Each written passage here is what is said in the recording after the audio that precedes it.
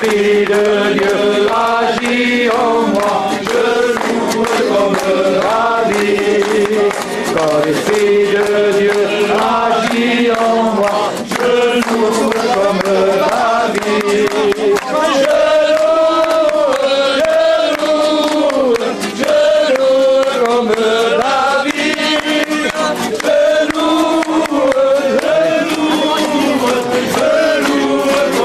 Très vaste.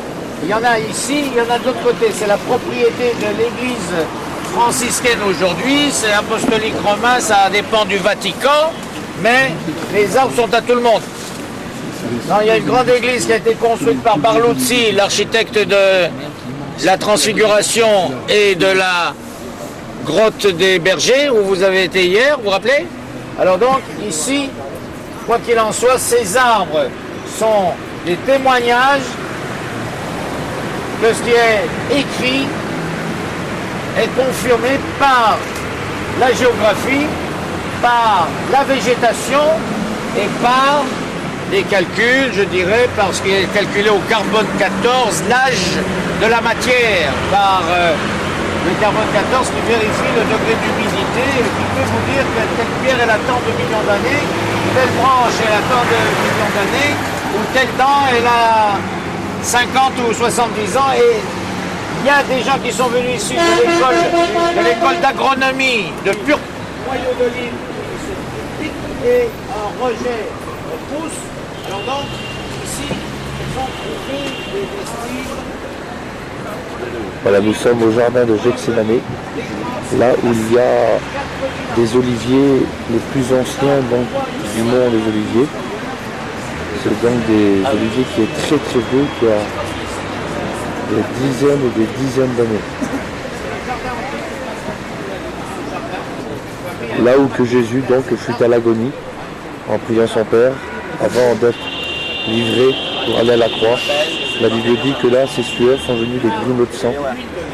C'est là qu'il était donc à l'agonie, dans le jardin, dans le monde des oliviers, dans le jardin de Gethsémanée. Donc Gethsémanée, pour la seule raison, Gethsémanée veut dire pressoir à huile.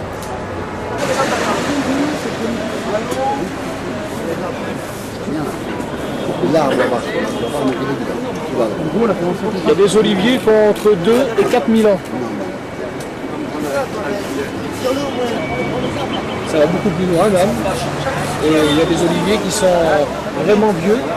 Il y en a qui ont 2000, 3000 ans, 4000 ans même. Et c'est là où Jésus a passé la nuit avant d'être livré. Bien, comment vous s'appelle là? Voilà, ben je pense que moi, ça serait peut-être l'olivier le plus vieux, vu sa grandeur, vu sa grosseur. Mais qu'importe la vieillesse, ce qui importe, c'est qu'on est à la présence de Dieu. Amen.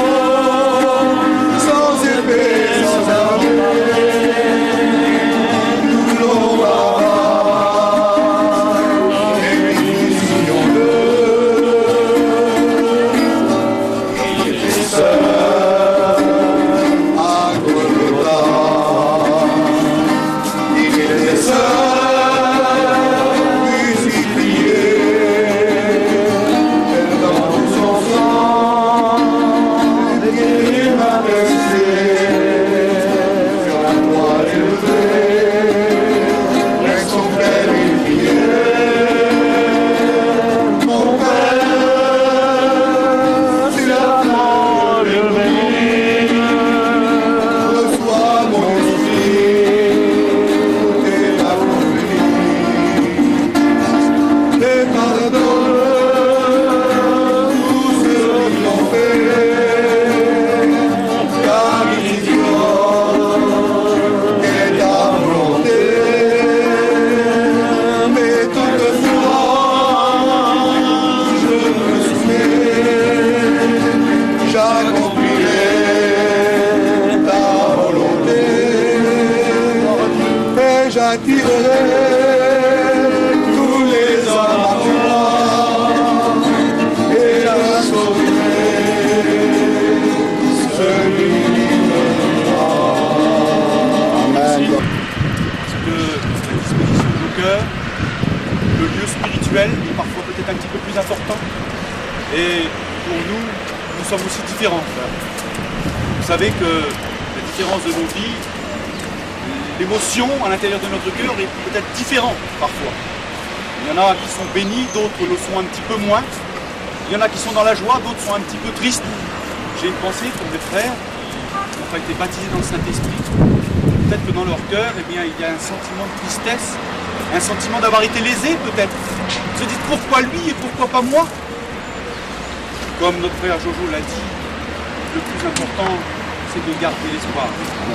C'est de continuer à garder l'espoir parce que si vous le voulez, eh bien vous le recevrez. Alléluia. Que vous soyez dans la chambre haute ou que vous soyez chez vous, mes frères, eh bien si vous voulez réellement, vous le recevrez. Je vous l'ai dit, il y en a qui sont dans la joie, d'autres un petit peu plus dans la tristesse. Et j'aimerais faire cette lecture qui se situe dans l'évangile de Luc, qui nous parle de la venue de Jésus avec ses disciples dans ce temps. Écoutez ce qu'il est dit. Lorsqu'il fut arrivé dans ce lieu, il leur dit priez afin que vous ne tombiez pas en tentation. Puis il s'éloigna d'eux à la distance d'environ un jet de pierre. Et s'étant mis à genoux, il pria, disant, Père, si tu voulais éloigner de moi cette coupe, toutefois que ma volonté ne se fasse pas, mais la tienne. Alors un ange lui apparut du ciel pour le fortifier. Étant en agonie, il priait plus instamment, et sa sueur devint comme des grumeaux de sang qui tombaient à terre. Après avoir prié, il se leva et vint vers les disciples, qu'il trouva endormis de tristesse. Et il leur dit, pourquoi dormez-vous? Levez-vous et priez, afin que vous ne tombiez pas en tentation. Comme il parlait encore, voici une foule arriva, et celui qui s'appelait Judas, l'un des 12, marchait devant elle. Il s'approcha de Jésus pour lui donner un baiser. Et Jésus lui dit, Judas, c'est par un baiser que tu livres le Fils de l'homme. Ceux qui étaient avec Jésus, voyant ce qui allait arriver, dirent, Seigneur, frapperons-nous de l'épée?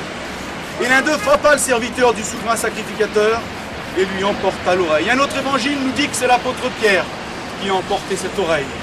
S'il l'a fait, l'apôtre Pierre, c'est parce qu'il avait un sentiment d'injustice aussi dans son cœur.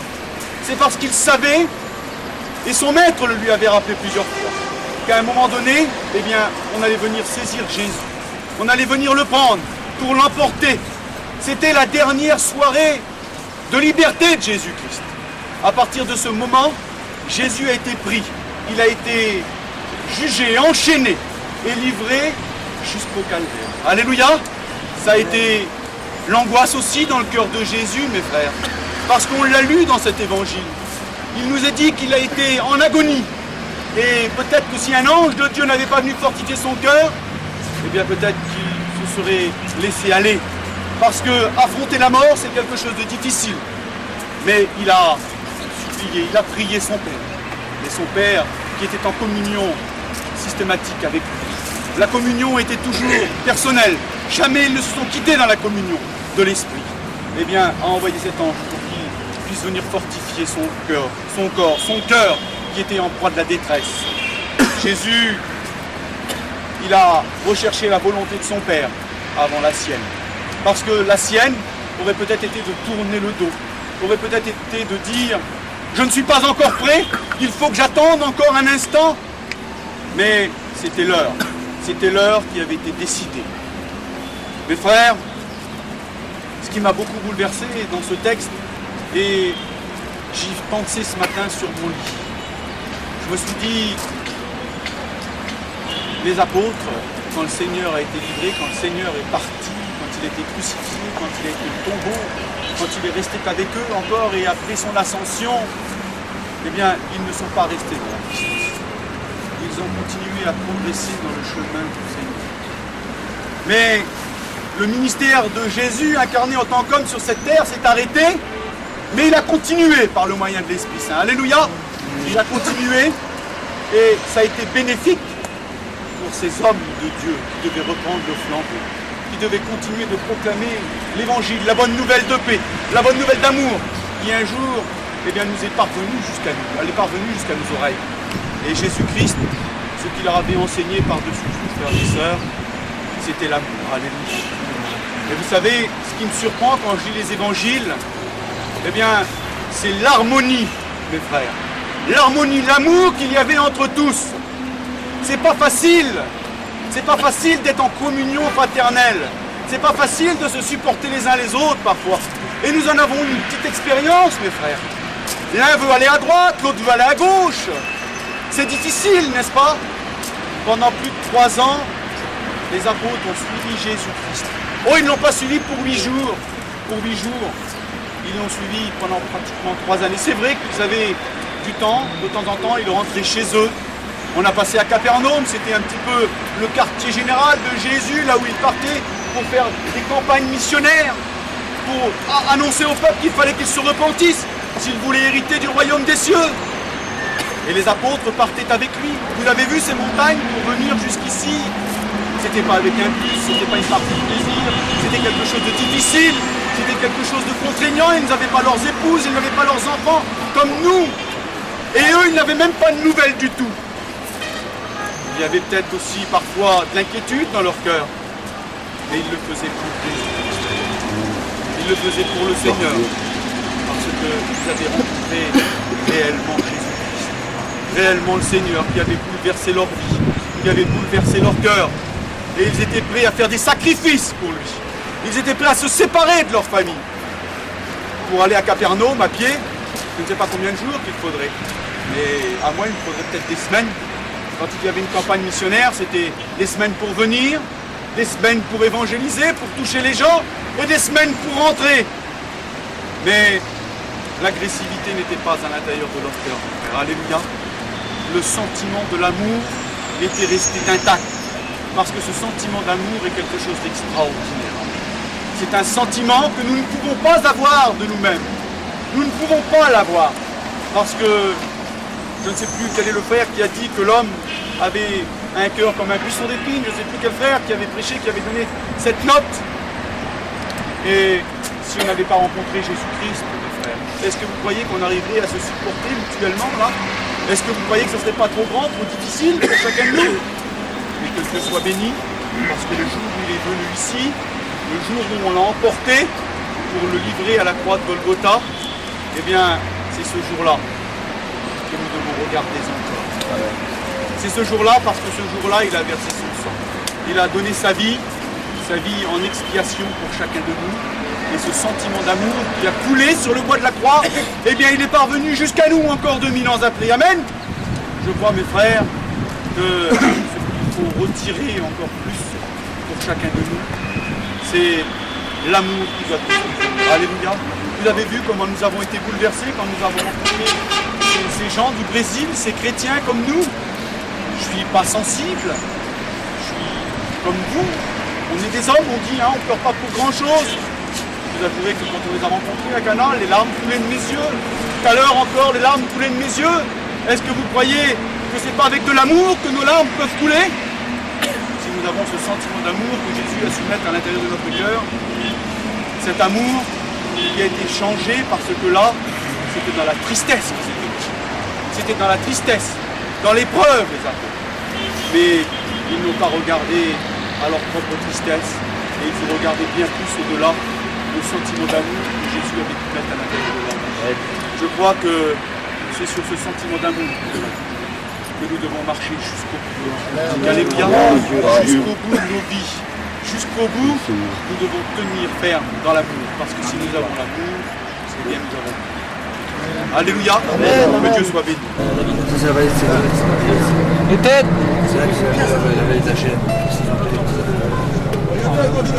Nous sommes. Monsieur,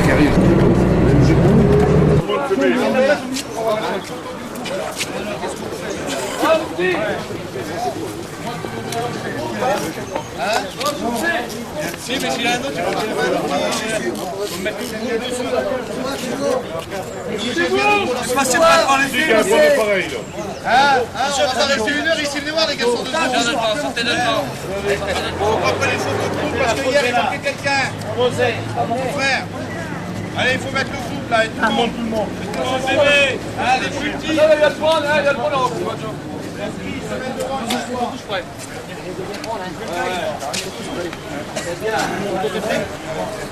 T'es prêt? $1 par personne. Il y a un groupe qui va venir. Mais il y a. Voilà. Voilà un peu.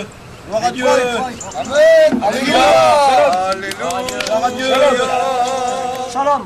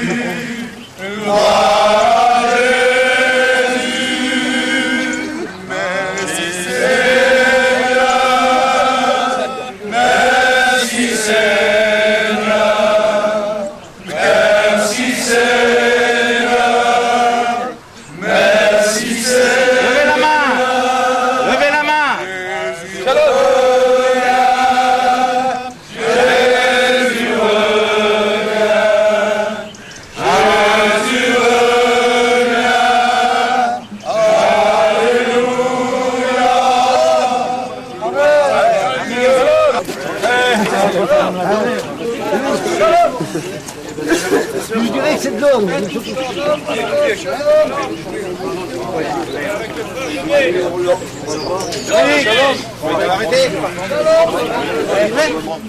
Je veux dire butin, des objets de culte en or, en argent, des pierres précieuses, ainsi que le chandelier qui se trouvait dans le temple, devant le tabernacle, devant l'armoire sainte.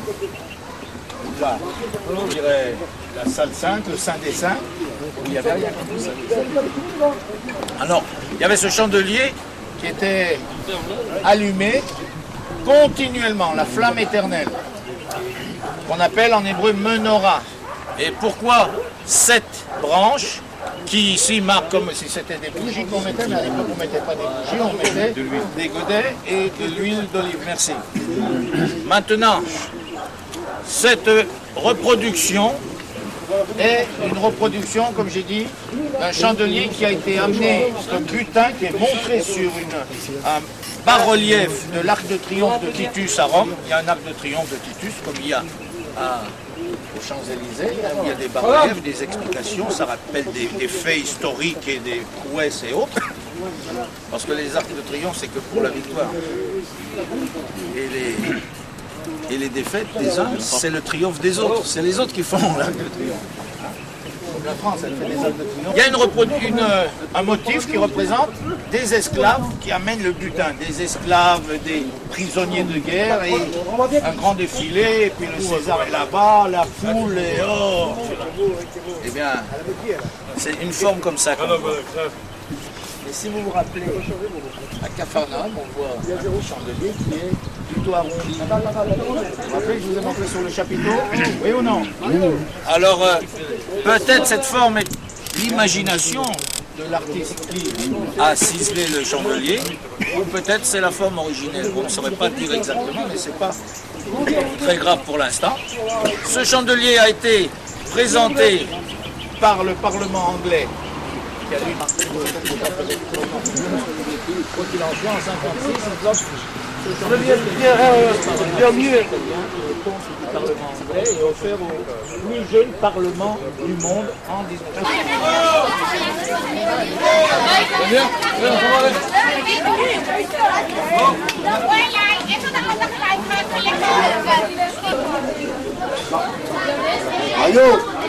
Mario, Guida. T'as pas mis le point.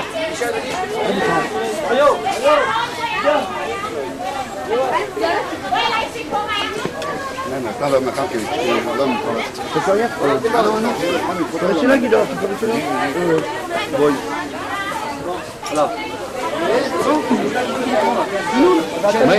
Attends une minute. Viens, Mario. Comment on se met? Comment on se met deux par terre et deux par terre? Oui, ils sont trois debout et trois. Oui. Voilà, comme ça. Voilà. Voilà. La boule bleue. Où est le bleu?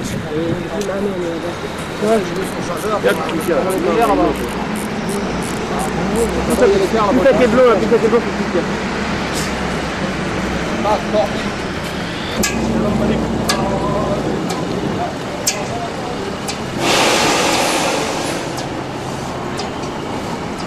Tous les portes. La moitié des portes, on peut passer, frère?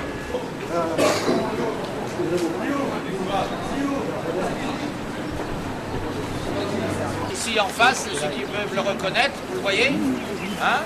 Alors la ville s'est développée vers la partie occidentale et elle est montée à l'assaut de cette montagne qui est le mont Sillon. Vous connaissez de l'autre côté, mais on est sur le mont Sillon. Sillon qui veut dire le sommet, qui veut dire l'acropole. Si quelqu'un vous jette, il faut un coup de poing comme ça. Il ne faut pas faire chute, moi ça me dérange. Tu en as un coup, moi ça me dérange pas. Ça veut dire le sommet. Et le sommet, c'est l'acropole. L'acropole, c'est là où vivent les riches, là où il y avait les temples, comme lorsque vous irez à Athènes, en Grèce, vous verrez ça. Alors ici, on est sur la partie la plus haute qui domine. Alors qui est-ce qui se met dans la partie la plus haute? C'est là que vivaient les fabricants de fromage, les teinturiers. Et toi, t'as trouvé là? T'as trouvé ton petit point? Fabricants de fromage, teinturiers, tanneurs. Par la foi,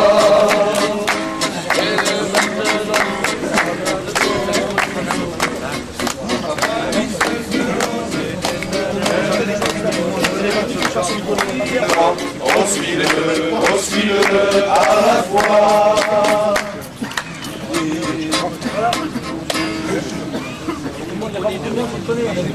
Sur les trois chemins, je marche avec Jésus, comme dans sa forme,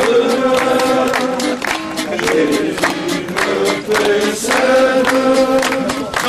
Il va tout, il me suit, et sans cesse il mène dans la voie qui mène à la vie.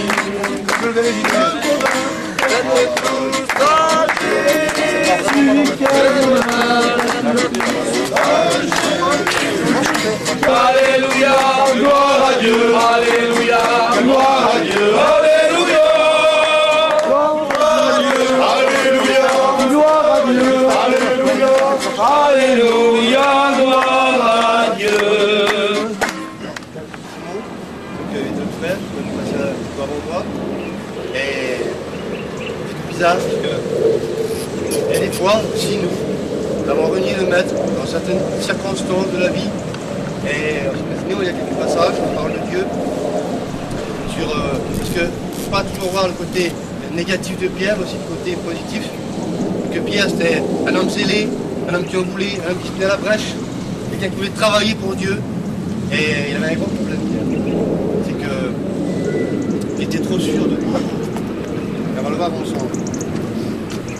Dans Matthieu 26, chapitre 30, après avoir chanté les cantiques et se rendirent à la montagne des Oliviers, alors Jésus leur dit, je serai pour vous tous cette nuit l'occasion de chute, car il est écrit, je frapperai le berger et les brebis seront dispersées. Mais après que je serai ressuscité, je vous précéderai en Galilée. Alors le mot de Pierre, prenant la parole, lui dit, quand tu serais pour tous l'occasion de chute, tu ne seras jamais. Et les 4 évangiles nous rappellent que même je donnerai ma vie pour toi, ou même j'irai en prison jusqu'à pour toi. Et pourtant, après, on voit quelques instants après que, eh bien, il va renier son maître, il va frapper l'oreille du serviteur du grand souverain sacrificateur, il s'emporte, il va trop vite.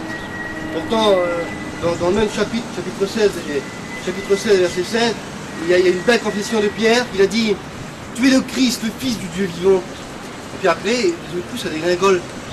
Pierre, il s'emporte, l'oreille de l'autre, et puis il parle trop vite, et est trop sûr de soi. Et bien aimé, frère, des fois, on est trop sûr de soi, des fois. On veut faire de nous-mêmes. Et l'apôtre Paul pourrait dire dans 2 Corinthiens chapitre 3, commençons-nous à nous recommander nous-mêmes, on va faire notre propre éloge. Chapitre 4 nous dit, notre capacité vient de Dieu. C'est lui qui nous rend capables. Que nous-mêmes ne pouvons rien faire du tout. Il nous rend capables. Et il crée en nous le vouloir et le faire. Et peut-être que Pierre avait oublié aussi, dans Zacharie chapitre 4, et verset 6, cette parole qui s'adresse à Zorobabel. Et peut-être que ce matin, il y a peut-être des Zorobabel parmi nous. Zorobabel, c'est gagné par la force, par la puissance, mais pas l'esprit, dit Seigneur. Pourquoi? Parce que il y a des gens qui veulent faire leur vie sans Dieu. Ils ont peur de s'engager. Ils croient que c'est par l'intelligence, c'est par la réussite, c'est par l'argent, c'est par le pouvoir. Mes frères, sans Dieu, on ne sera jamais rien. On n'est rien sans Dieu. Et quels étaient les sentiments de Pierre? Pierre avait perdu un petit peu les sentiments. Il allait un peu trop vite dans sa compréhension des choses. Et pourtant, dans Philippiens 2,5, il nous dit « Ayez en vous les sentiments qui étaient en Jésus-Christ. » Et quels étaient les sentiments en Jésus-Christ? C'est l'amour, la patience, la douceur. Et dans ce même chapitre de Philippiens 2,5, eh bien, on découvre ce verset. Ayez en vous les sentiments qui étaient en Jésus-Christ. Ayez entre vous les sentiments que l'on a quand on est en Jésus-Christ. Ayez en vous les sentiments qui dominaient Jésus-Christ. Eh bien, si nous avons les sentiments qui étaient en Jésus-Christ, alors il n'y aura jamais de problème entre nous, entre étudiants, entre serviteurs, entre diacres, entre chrétiens. Si nous sommes animés des sentiments qui étaient en Jésus-Christ, alors il n'y aura jamais de problème. Mais des fois, on est comme Pierre, on se précipite, et puis on fait mal, des fois. On fait mal, c'est vrai. Et dans cette même soirée, je ne sais pas, peut-être localiser l'endroit exact, je ne sais pas, peut-être le dernier regard de Jésus a croisé Pierre. Et Pierre, il a, comme un lâche, il a renié son maître. Et Jésus s'est tourné certainement une seconde vers Pierre, et puis le regard de Jésus. Le regard de Jésus. Il a regardé son disciple, et puis il a dit, il avait tous les droits de lui dire, Pierre, t'es un lâcheur, tu m'as laissé tomber, Pierre, au dernier moment où je t'avais besoin. Et puis Pierre, amèrement, il s'en va pleurer. Et puis, il pleure. Vous savez, on peut pleurer de joie. Le monde nous fait pleurer par le désespoir, par la crainte, par la peur et par la mort. Mais la tristesse selon Dieu produit la repentance. Et voilà les sentiments. Pierre a eu les sentiments du monde d'un moment. Et ensuite il s'est repenti, il pleure amèrement. Il pleure sur son état. Et c'est ce qu'on devrait faire, de temps en temps. Pleurer sur notre vie. On a une dette à payer toute notre vie. Et quand on soit dans l'attente, c'est qu'on doit aimer Dieu. Et Dieu ne demande pas autre chose que la fidélité. Viens, bon, fidèle serviteur, il ne demande pas autre chose, il demande de la fidélité. Et Pierre, petit fidèle, il a fléchi le genou, il est permis de chuter, de fléchir le genou, mais il n'est pas permis de rester à terre. On peut se relever et dire Seigneur, eh bien, voilà, j'ai fauté, ça arrive à tout le monde de fauter, mais il y a toujours le rétablissement. Amen. Gloire à Dieu. Le regard de Jésus sur Pierre, eh bien, je pense que chacun d'entre nous cette matinée. Amen. Et qu'est-ce qu'il nous reproche? Il pourrait nous reprocher notre vie passée, mais c'est fini ça. C'est nous regarde notre vie passée. Il nous reproche encore peut-être le péché qui tombe dans nos âmes et qui nous empêche bien des fois de s'avancer et de faire mieux et s'appliquer pour Dieu.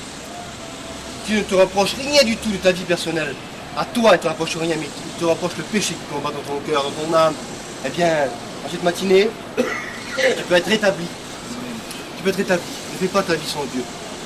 Parce que c'est trop dangereux. Et Pierre, voilà le rétablissement de Pierre, il est dit, ici, les 11 disciples allèrent en Galilée sur la montagne que Jésus leur avait désignée. Et justement, avant, Jésus avait dit à Pierre, je vous précéderai en Galilée après ma résurrection. Et puis, qu'est-ce qui se trouve là? Mon bon Pierre, il est là. Et il voit Jésus comme ça en face de lui, puis il lui dit, son cœur a dû être serré. Et puis, vous savez, des fois, la culpabilité, et puis ça nous pèse sur le cœur, et puis ça nous serre la gorge. Et il dit, Seigneur, moi, misérable, qu'est-ce que j'ai fait, Seigneur, je t'ai trahi. Et Jésus l'a regardé, il a dit, viens Pierre, viens Pierre. Viens Pierre.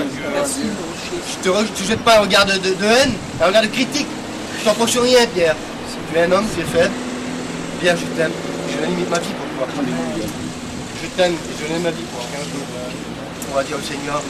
Le Seigneur ne nous reproche rien. Mais comme Pierre peut être établi à tout moment, eh bien, le regard de Jésus se pose sur chacun d'entre nous cette matinée et nous dit, oui, je t'aime, je donne ma vie pour toi. Et si notre cœur vous condamne, Dieu est plus grand. Amen. Merci Seigneur. Et là, et on va lire le texte, parce que je crois que c'est très important. Dans l'évangile de Matthieu au chapitre 27, on va lire les événements qui se sont produits dans cet endroit. Enfin, donc Matthieu 27 fait allusion à d'autres endroits, mais elle fait allusion précisément à cet endroit, là où nous sommes aujourd'hui. Alors Judas, qui avait livré Jésus, voyant qu'il était condamné, fut pris de remords et rapporta les 30 pièces d'argent aux principaux sacrificateurs et aux anciens, en disant « J'ai péché en livrant le sang innocent ». Il répondit « Cela te regarde, que nous importe ?» Judas jeta les pièces d'argent dans le temple, se retira et alla se pendre.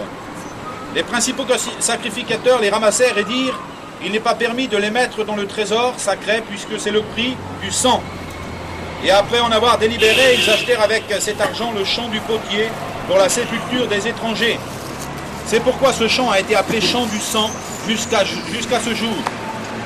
Alors ce qui avait été annoncé par Jérémie le prophète, le prophète, ils ont pris les 30 pièces d'argent, la valeur de celui qui a été estimé, qu'on a estimé de la part des enfants d'Israël.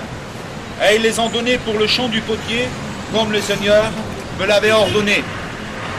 Je crois que ce chant nous rappelle bien ce qui s'est produit en définitive à Jérusalem. Et je crois que ce chant nous rappelle surtout pour chacun d'entre nous. C'est surtout le chant de celui qui lève le pied contre Dieu et contre le Saint. Car n'oublions pas que ce chant a été acheté avec les 30 pièces d'argent qui avaient été données à Judas. Parce qu'il a renié, non pas seulement parce qu'il a renié son maître, mais c'est surtout parce qu'il a vendu son maître. Et il se levait contre son maître, contre celui avec qui il marchait déjà depuis 3 ans. Il était là à ses côtés, il avait vu accomplir tous ces miracles, tous ces prodiges. Et l'Écriture nous dit eh bien, qu'il a vendu son maître pour 30 pièces d'argent. Selon ce qui est écrit dans Jérémie le prophète. Et les principaux sacrificateurs ont acheté ce champ. Et ils l'ont acheté pour la sépulture des étrangers, nous dit l'Écriture. Et c'est bien dans cet endroit, à partir de ce moment-là, que les étrangers qui venaient à Jérusalem devaient être ensevelis, devaient finir dans cet endroit. Et je pense qu'on aurait, comme j'ai l'habitude de le dire, mais on n'aurait pas pu venir dans cet endroit au moins sans lire le texte de la Bible. Je crois que c'est la moindre des choses. Et je pense que, comme nous dit l'Écriture, Judas était un homme qui était attaché à l'argent. Il aimait l'argent. Et l'Écriture nous dit même qu'il tenait la bourse. Parce qu'il est bien de quelque chose. Partout où il passait, Jésus, avec ses disciples. Et lui, il tenait la bourse. Et de temps en temps, il y mettait la main. Et il en prenait pour lui, pour son utilité personnelle. Parce qu'il était avare, il était attaché à cet argent. Et regardez jusqu'où l'avarice va le pousser. Elle va le pousser même jusqu'à livrer son maître. Jusqu'à vendre son maître. Bien sûr, vous allez me dire, c'était écrit, il fallait que cela s'accomplisse, c'est vrai. Mais je pense que pour nous, c'est un bel exemple qui nous est donné dans ce texte de l'Écriture. Il nous faut toujours rester attachés au Maître et nos regards toujours fixés vers le Maître, dans une parfaite soumission, une parfaite obéissance et une parfaite reconnaissance. Alors voilà où nous sommes. Nous sommes dans le champ du potier, champ qui a été acheté pour la sépulture des étrangers, mais il est appelé aussi le champ du sang, parce que c'est l'innocent qui a été livré en sacrifice, c'est le sang innocent par lequel nous sommes sauvés, comme dit l'Écriture. Alors il nous est dit que Judas, pris de remords, est allé dans un endroit, il s'est pendu. Il n'est pas dit que c'est dans cet endroit spécialement, parce que l'endroit où il s'est pendu n'est pas mentionné dans le texte. Mais nous savons que c'était peut-être dans un endroit semblable à celui-ci, avec un arbre peut-être pendu sur les rochers. Et il s'est pendu et il nous a dit qu'il s'est... un des textes nous apprend que la branche a certainement cassé et il s'est rompu, nous dit l'Écriture, sur les rochers. Et même ses entrailles ont été répandues, comme nous dit l'Écriture. Et c'est ainsi que finissent ceux qui lèvent le pied contre Dieu. Je pense que c'est important, mes frères. Et ça me fait penser à une parole de l'apôtre Saint-Pierre, où il nous a rapporté dans les Actes des Apôtres, une parole de... Enfin, c'est pas l'apôtre Saint-Pierre qui a prononcé, pardon, c'est le sacrificateur qui a dit « Ne prenez pas le risque de combattre contre Dieu ». Je crois que c'est important, mes frères. Restons fidèles, restons confiants dans le Seigneur. Je suis heureux de pouvoir venir dans cet endroit et regarder un petit peu, remémoriser dans mon esprit tout ce qui s'est produit, tout ce qui s'est accompli. Et il est dit selon les Écritures. Voilà. Peut-être un frère pour prier le Seigneur. Toujours les mêmes.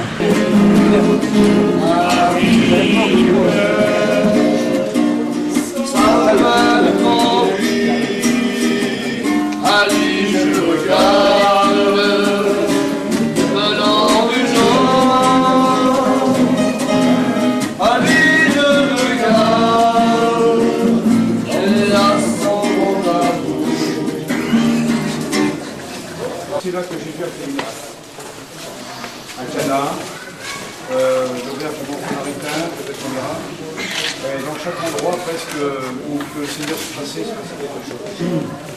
Et dans Jean chapitre 9, l'introduction de l'histoire dit Jésus vit en passant.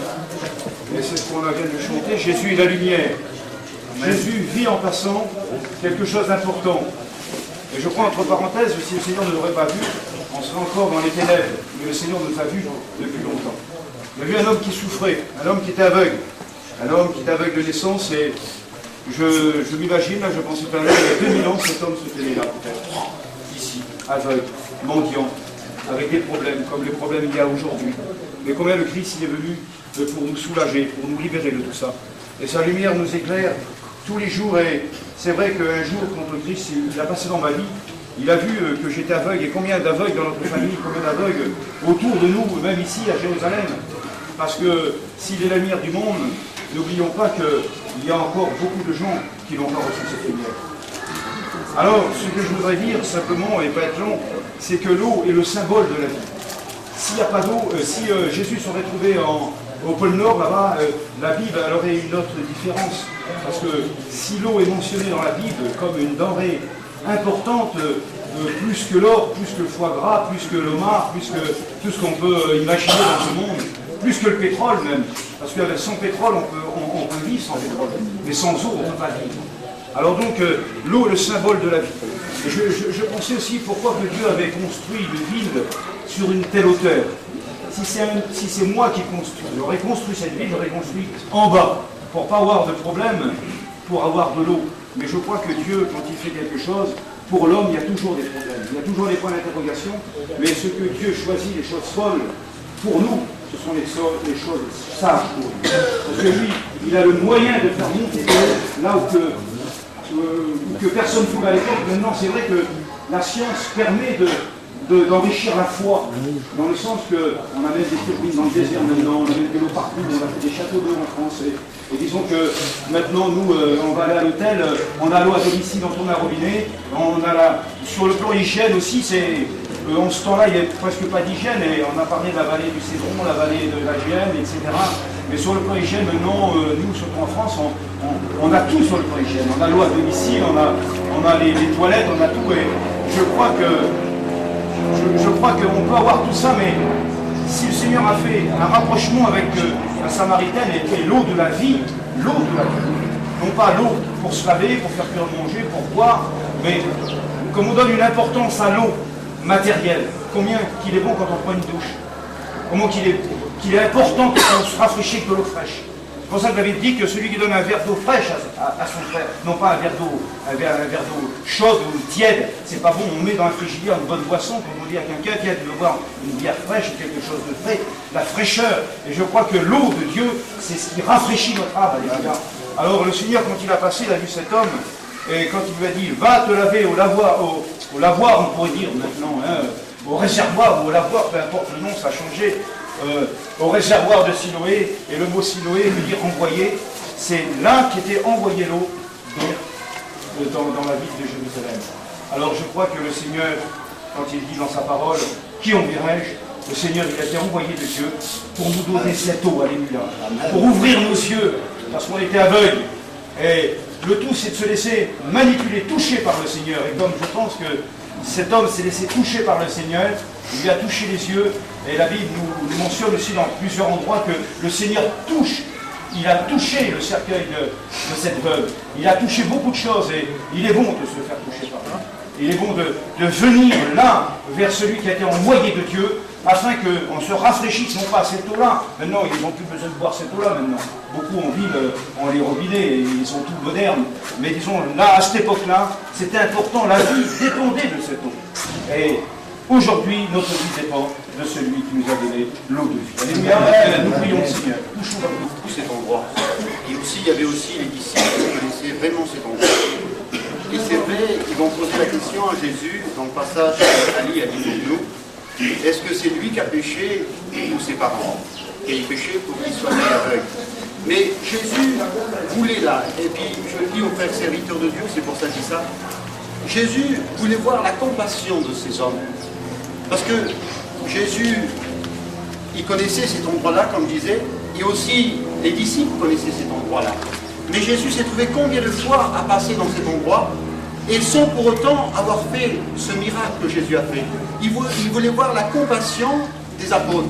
Et c'est là, comme ils ont dit, est-ce que c'est ses parents qui ont péché pour qu'il soit une aveugle, ou cet homme ou ses parents qui ont péché pour qu'il soit une aveugle? Et là, on a vu la compassion des apôtres, et c'est là que Jésus a intervenu, dans cette compassion, parce que les apôtres ont fait la remarque à Jésus, et que Jésus avait intervenu dans ces choses. Alors, de pouvoir, Seigneur, écouter notre frère qui a besoin de ta grâce. Seigneur, je le bénis maintenant.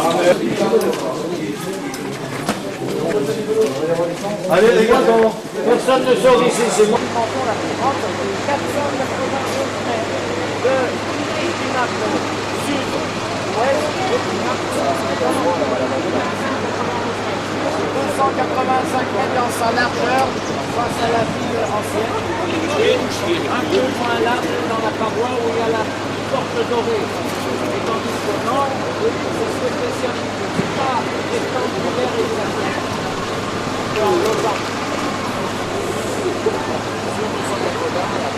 Maintenant,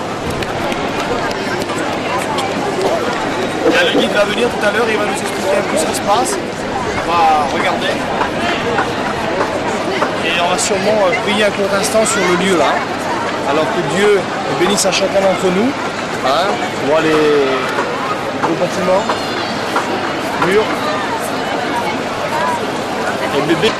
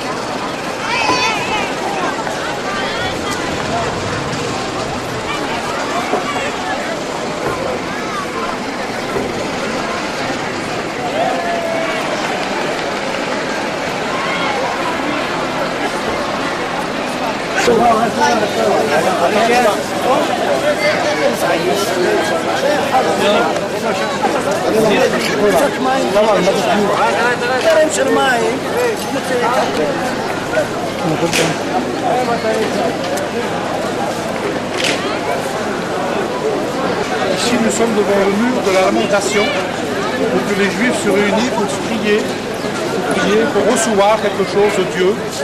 Derrière ce mur, il y a la vieille Jérusalem. Et ce sont parce qu'aujourd'hui c'est un grand jour pour eux. Ils lisent la Torah, de Dieu, et ils vont recevoir, pour eux, ils croient de recevoir quelque chose de Dieu. Voilà.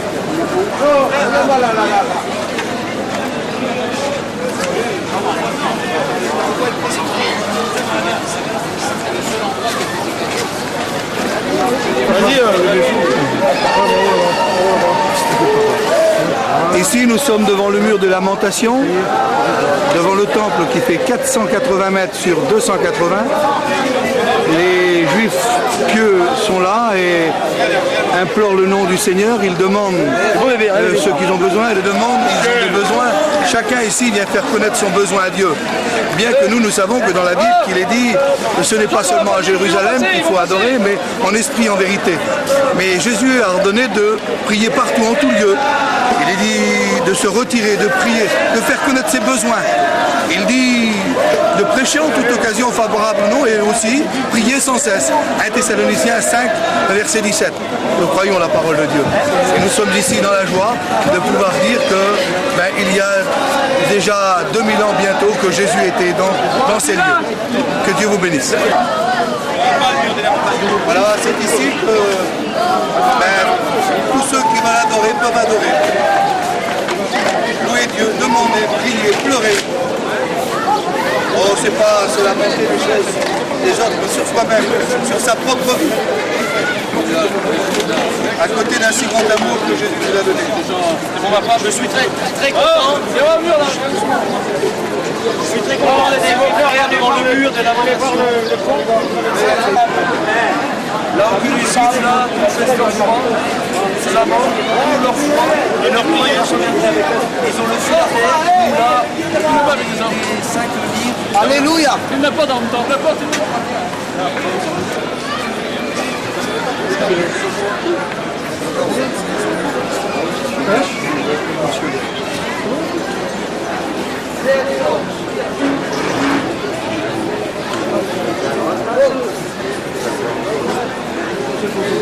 Le sentier des habillés.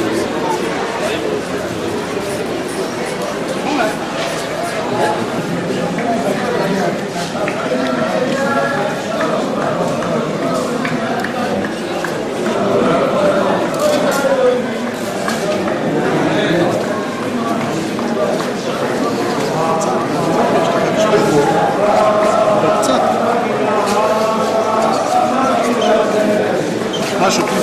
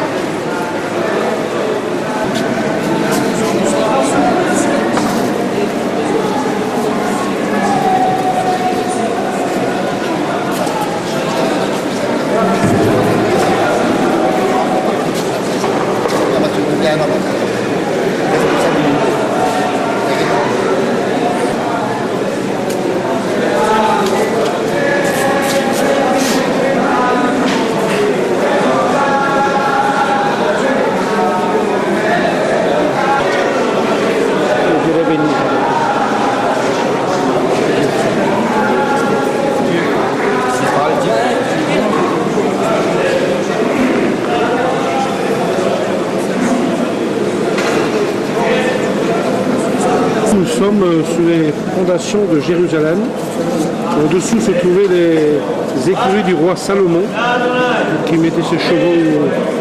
Maintenant, ils ont protégé ça par des barrières, et donc on a juste simplement le droit de voir par là-haut, mais ce sont les véritables ruines du temple de Salomon. Voilà.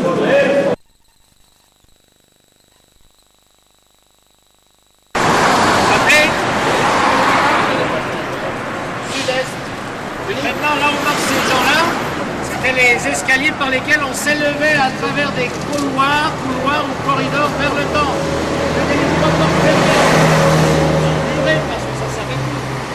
Là, derrière, et dans ces constructions, se trouvent des vestiges du palais de David, du palais de Salomon, et qu'on appelle aussi les écuries de Salomon, et ce qui a été repris par les musulmans, par les croisés, et de nouveau par les musulmans après avoir chassé les croisés qui ont été maîtres ici pendant 2 siècles. Et c'est pour ça que les passages ont pu être pratiqués ici pour les développer de pierre. On sait par le soleil.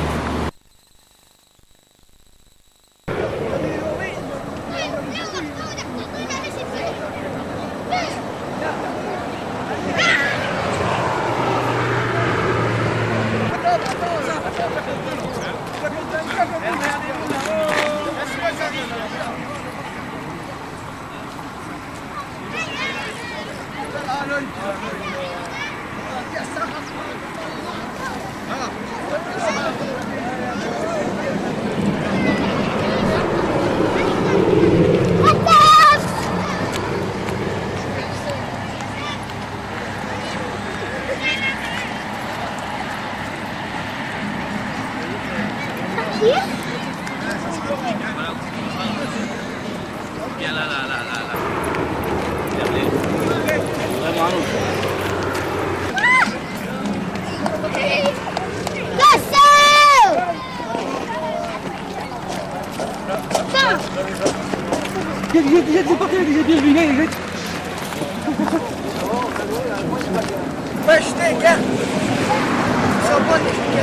Et là-bas, Lolo! Oh, Lolo! On va là-bas, les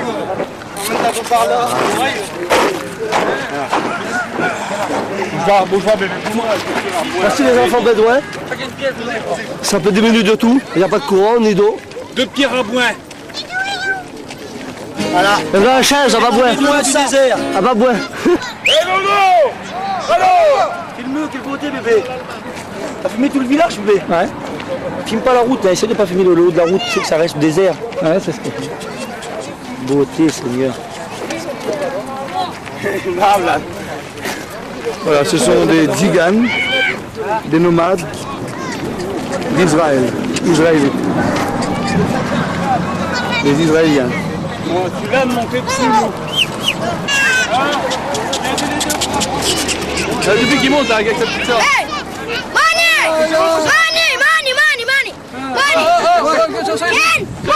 Il n'y a pas de monnaie.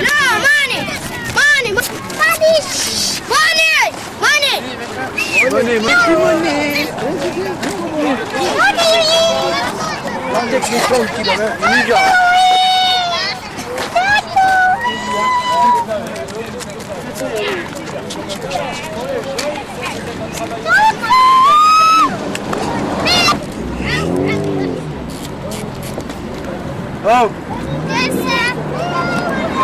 Oh!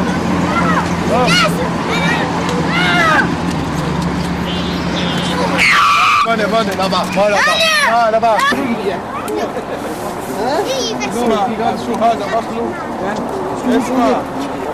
Oh, Mahmoud. C'est là, il n'y a déjà pas de blanc. Il n'y avait déjà pas de blanc.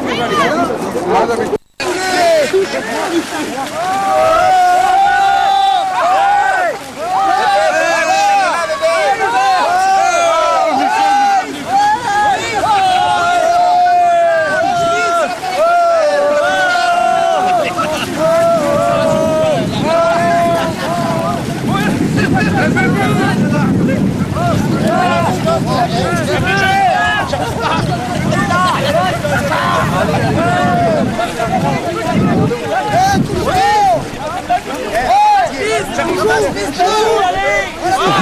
Michel, on est mis là, hein? Oui, c'est fini là! Oui, c'est pas parti! Ça va, vas-y! C'est tout chou! C'est fini!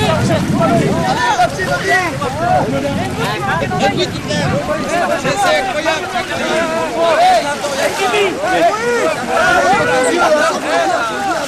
Christophe! Christophe! Christophe! Attends, la galette, Michel. Je croyais pas, mais On a compris. Viens, il n'y a pas de danger. Viens, il n'y a pas de danger. Attention, ridicule. Attends, il va la mettre, Viens donc.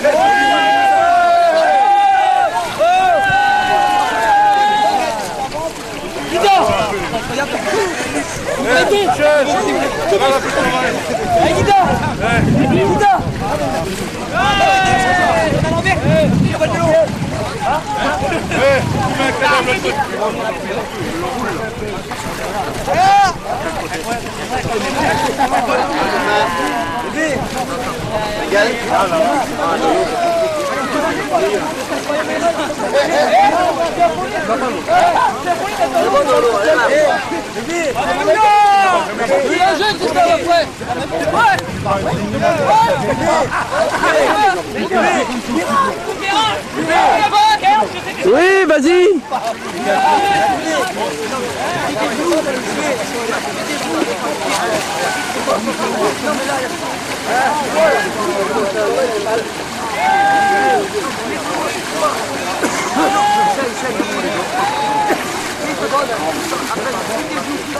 Voilà le